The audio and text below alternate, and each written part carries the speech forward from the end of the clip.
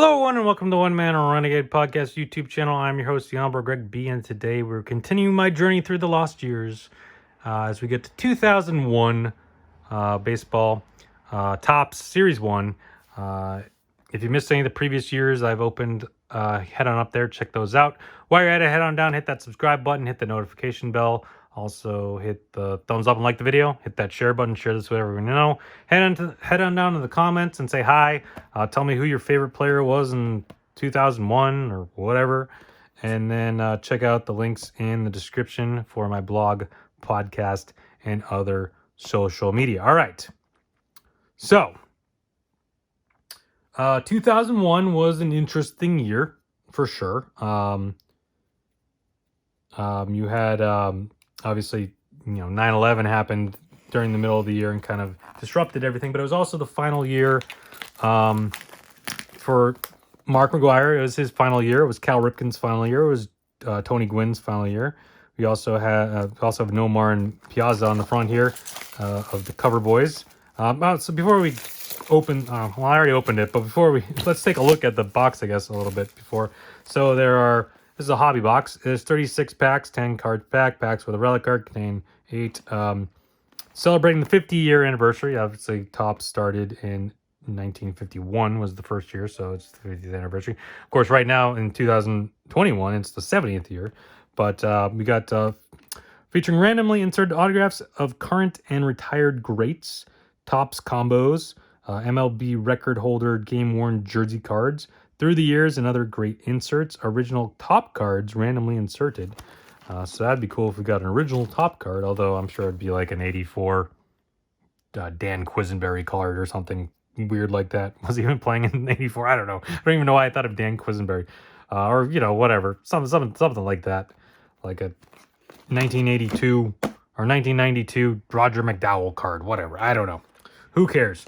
All right, let's pop on through this. So, truth be told, I was kind of back in collecting in 2001, although I wasn't collecting current stuff. So I got back in 2001. Obviously, Barry Bonds was going for the home run record. So, like what happened in 98, I thought, well, all of a sudden, McGwire and Sosa stuff went crazy after they had the whole thing in 98. So, Bonds was hitting a bunch of home runs. Everyone's kind of like, oh my God, he could break the record. So I jumped on the bandwagon, bought a bunch of stuff, got a bunch of Bonds stuff. And kind of while doing that was like, well, maybe I should get Griffey stuff and maybe McGwire stuff. So I kind of was getting all the stuff. I was trying to get all the stuff that like I never got from when I was a child, rookies of those, players, as opposed to getting current stuff. So I don't think I ever really opened any 2001 products, or maybe very, very minimal. Just as I was going through and opening up older stuff, I'd sometimes get newer stuff. But I don't remember ever opening any Topps 2001. So, but anyways, we'll do a stack of packs today. Then we'll come back next week. We'll do another stack, so forth and so on. As far as rookies are concerned, the big rookies in 2001 were obviously Ichiro and Albert Pujols. But neither of them are in the set. Travis Hafner, I believe, is the best rookie to pull out of Series 1. Ichiro's in Series 2. And then Pujols is in traded. And then also they have like a dual card in traded. There's also like Jose Reyes and Justin Morneau are in traded. Unfortunately, 2001 Topps traded is pretty pricey and actually won't have any.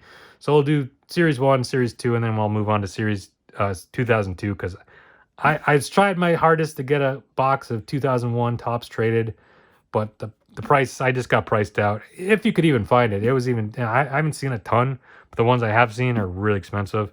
People looking for those Pujols. And because the other thing too is there's the dual Pujols Ichiro card in there as well, which is almost as sought after as the regular Ichiro.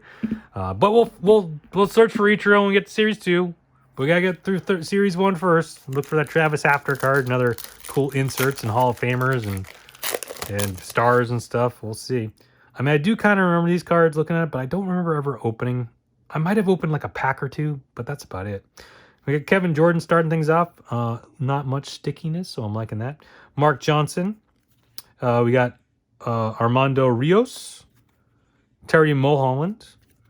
Paul Konerko. We got a kind of foily card of Yankees win clincher, but I don't know. I don't think that's like a in parallel. I think that's just how the card is.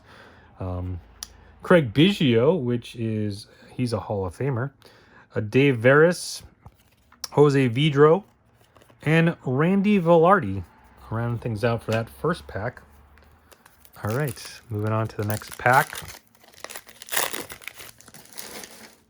We got Scott Williamson, Steve Traxel, Mark Johnson, Scott Hatteberg, John Wetland. We got Alex Rodriguez, Glistening Gold insert. Is that an insert or? Yeah, it's an insert. It's cool. Cool looking card. Brad Penny.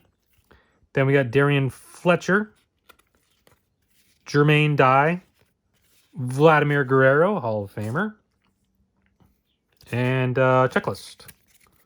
Of course, by then, Checklist didn't count as a card. They were kind of their own little paper checklist thing. I don't know. All right, moving on. Todd Hundley, starting things out. Then we Paul O'Neill, Mike Mussina, Hall of Famer, Kevin Barker, Bobby Howrey. We got Glove Birds of Cal Ripken and Brooks Robinson. I think that's a Topps combo card. Yep, it is. A couple of Hall of Famers right there. Orioles greats. We got prospects of Adam Eaton, Geraldo Guzman, Carlos Hernandez. Then we got Tom Kelly manager card. Sweet. Rocco Baldelli and Mark Folsom. Draft picks. And more prospects of Hesop Choi, Aaron McNeil, and Jason Hart. And I was going to say, I thought this was a checklist, but it's some sort of like insert explaining stuff. Okay. I guess those are the things you can pull. Golden Anniversary autographs, Topps history cards and packs. Through the years, King of Kings, Topps originals. Okay. Cool. All right. Keep going. I guess I should have showed the odds. I never looked at the odds. Manny Alexander. Then we got Big Mac Mark McGuire. Jack McKeon, manager card. Mike Jackson. Elnar Diaz. Todd Hollinsworth. Dan Reichert. Kevin Millar. Which is interesting. It's weird because Kevin Millar is in this set because he obviously was like one of those replacement players. So he couldn't be in the union or the Players Association because he was crossed the line, crossed the picket line, whatever sort of thing. So he wasn't in like any other, like he wasn't in the video games. He didn't have cards from other companies because other companies went through the PA to do the licensing for the cards. But Topps had a weird deal where they would like have individual contracts with players. So they just went to Kevin Millar. It's like, hey, can we use your likeness for cards? And he's probably just like, cool, yeah, fine. That's the reason why they still had Bonds cards when Bonds opted out of the Players Association at some point. They still went to him and were like, hey, Bonds, we can still make your cards. And like, yeah, and they made a deal with him, which eventually went sour, and they haven't made Bonds cards in forever. But he also like wasn't in the video games and stuff as well. I remember from I don't remember what year that was specifically. I think it was after this. But yeah, it's like Bonds wasn't in any Upper Deck, Adonis products, or whoever else was making cards at this point. A little dinged up corner there. Rob Ducey, and I forgot to look at the odds again. James Baldwin, Scott Schoenweiss. We got Brian Hunter, Jeff Fry, another highlights card of the Mets defeat the Giants in 4. Jason Ingrenhausen. We got Todd Helton. Let's take a look at the back of these cards real quick, as this one's sticking a little bit. Richie Sexton there. Yeah, nice back. They got the extra photo on the back. All their stats and stuff. So pretty solid. Overall, nice design. I mean, nothing crazy. The kind of an interesting choice of color, but I feel like they had probably used all the normal colors at that point, and they went through gold for a bunch of years. And then had gold cards, but not gold cards, which was weird. So yeah, I don't know. Just use this kind of like teal, greenish color. I'm not even sure what color this would be described as. Oh, look at the stats. The odds real quick before I forget again. All right, so we got sequentially numbered Topps 50th parallel, 1 in 17. So she get one of those. History 1 in 911. That's a weird one. That's a weird number to use considering the year. But okay. Probably won't get one of those. Mickey Mantle vintage, 1 in 27,000. Sure. Vintage something or other, 1 in 4,000. Blah blah. Won't get one of those. Combos 1 in 12. We already got one of those. Through the years, 1 in 8. So we should get plenty of those. King of Kings 1 in 2,000 something. Probably not. Golden Anniversary 1 in 10. All right, we should get a few of those. A Look Ahead 125. Should get one of those. Tradition Continued 1 in 17. Should get one of those. Golden Anniversary autographs, a bunch of different groups, but overall is 1 in 346. So not great. Shot Heard Round the World autograph 1 in 7,000 something. So not great. Topps Original 1 in 7. 1 in 100. Sorry, 1 in 1,172. So not great there either. So wait, what was that? Oh, Golden Anniversary. Okay, that's what the A-Rod was. All right, I was like, I knew it pulled something, right? Yeah. All right, so Golden Anniversary. We got one of those already. All right, Keith Folk starting things out in this pack. We got Gary Sheffield. Sean Dunston checks in. That was a dumb reference. Preston Wilson. Jorge Posada. We got Tradition Continues with Barry Bonds. Cool little insert there. We got Lou Piniella. Mike Hargroves, a couple of manager cards. Then we got Scott Seabold, Aubrey Huff, and Joe Creedy prospect cards. And then another manager card of Jim Fergosi. And then home team advantage. Trade night still happening every Wednesday. I highly doubt they're still happening, but that was apparently a thing back then. I don't know. I got those. I remember seeing those in the basketball boxes as well from 2000. So yeah, moving on. Eddie Guardado. We got Bob Wickman, Robin Ventura, Mike Williams, Brian Anderson, Cards Sweep Braves, Division Series highlights, Vladimir Nunez, Scott Spezio, Jose Jimenez, and Bartolo Colon. Round things out there. All right. Next pack. Got Omar Dahl, Juan Gonzalez, Billy Koch, Don Baylor, Luis Alicea. Here's a Through the Years card of Tony Gwynn's rookie card from 1983 reprint. Yeah, cool.